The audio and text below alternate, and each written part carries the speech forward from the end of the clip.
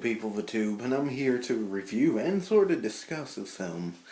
A couple years ago, I was going through the computer online and I found a film called Videodrome, a 1983 David Cronenberg horror film. I found it and I watched the film those years ago.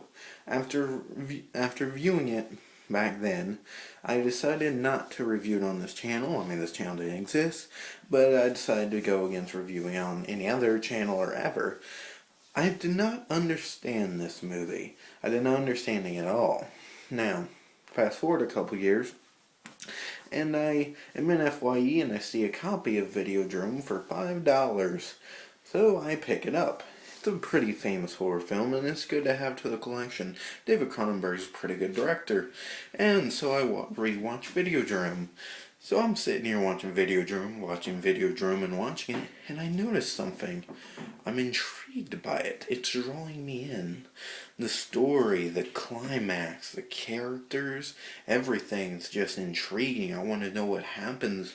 I want to know why the TV is skin and why it's melting. I want to know why these special effects are so fucking amazing for a film that came out in 1983. I want to know why a man's stomach opens up and eats a gun and why he pulls a gun out later and attaches to his hand and puts fucking metal through his hands.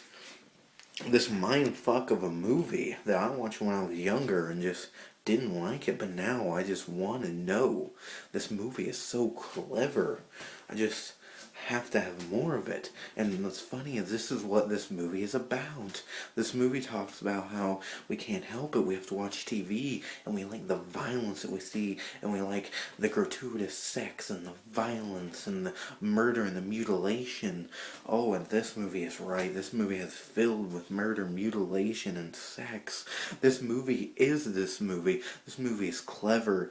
This movie is everything. This movie itself is what the movie discusses. Videodrome is Videodrome. This movie is intelligent. This movie is debatable. It's talkable. This movie is interesting. This movie is downright fucking amazing when you watch it. This is one of the most original, most inspiring, best horror films I have seen in years. I mean, this movie is... Why I can't...